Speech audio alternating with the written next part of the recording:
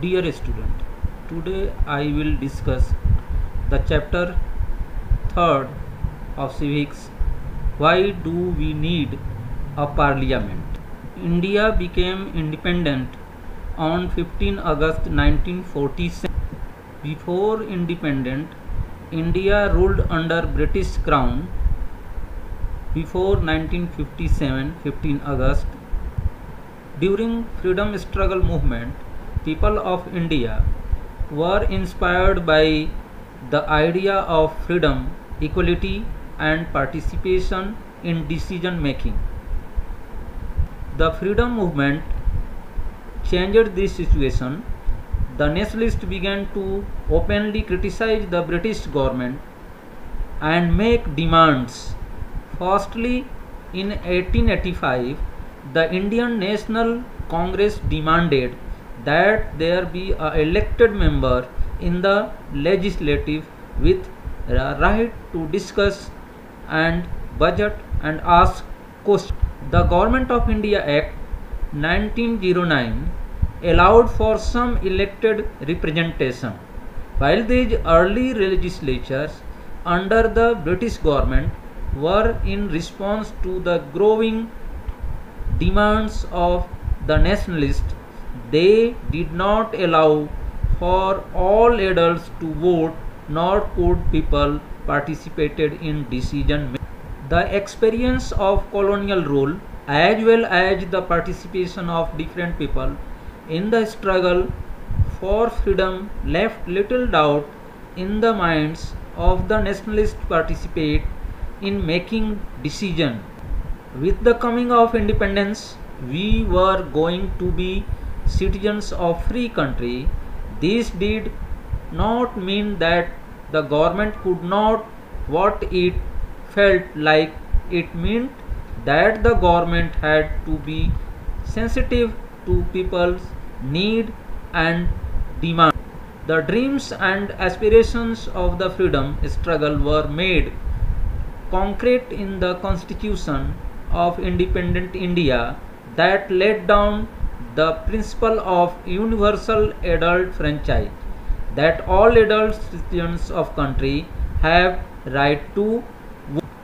Dear student, you learn in 7th class there are three parts of the government: executive, legislature and judiciary. In this chapter you learn basic features related from central level legislature known as a parliament. The Parliament of India is the supreme legislative body of Republic India. The Indian Parliament comprises of the President and the two houses, Rajya Sabha known as Council of States and Lok Sabha known as House of the People.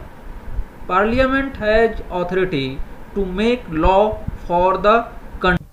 The Rajya Sabha known as upper house in the parliament and Lok Sabha is known as lower house. The assemblies of various states, there are 233 elected members plus 12 members nominated by the president. The Rajya Sabha is to consist of not more than 250 members, 233 members representing the states and union territories and 12 members nominated by the president. Rajya Sabha is a permanent body and is not subject to dissolution. However, 1/3 of members retire every year, second year, and are replaced by newly elected members. Each member is elected for a term of 6 years. The Vice President of India is the ex officio chairman of Rajya Sabha. The House also elects a deputy chairman from among its members. Beside there is also a panel of vice chairman in the Rajya Sabha. The senior most minister who is a member of Rajya Sabha, is appointed by the Prime Minister as a leader of the House. The Lok Sabha is composed of representative of the people chosen by direct election on the basis of universal adult franchise. The Constitution provides that the maximum strength of the House be 552 members, 530 members to represent the states, 20 members to represent the union territories, and 2 members to be nominated by the President from the Anglo-Indian community. At present, the strength of the House is 545 members. At present time, 543 are elected and 2 are nominated members in the Lok Sabha. The term of the Lok Sabha, unless dissolved, is 5 years from the date of appointed for its first meeting. However, while a emergency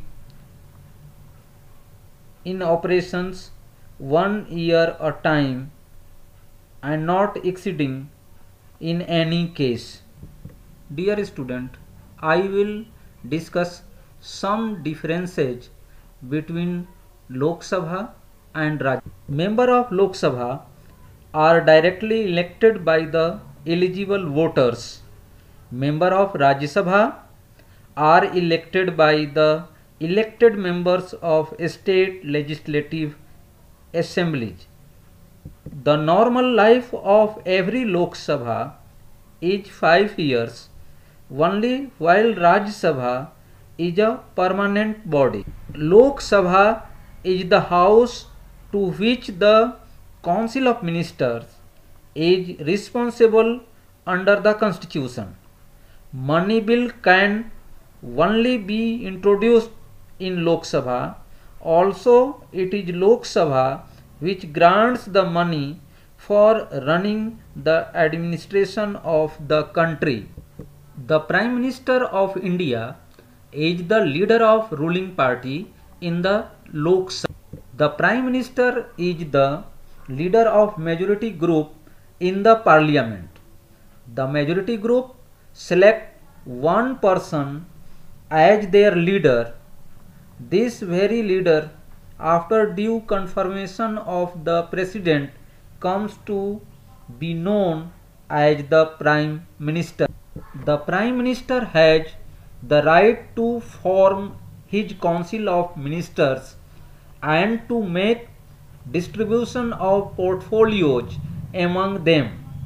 If any minister disagrees with the Prime Minister, the latter can get him removed from the Council of Ministers. The Prime Minister allocates work to the different members of the Council of Ministers.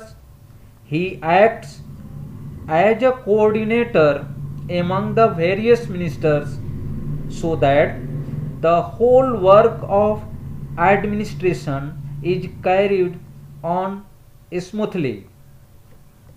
The Prime Minister and his Council of Ministers formulate the internal as well as the external policies of the government.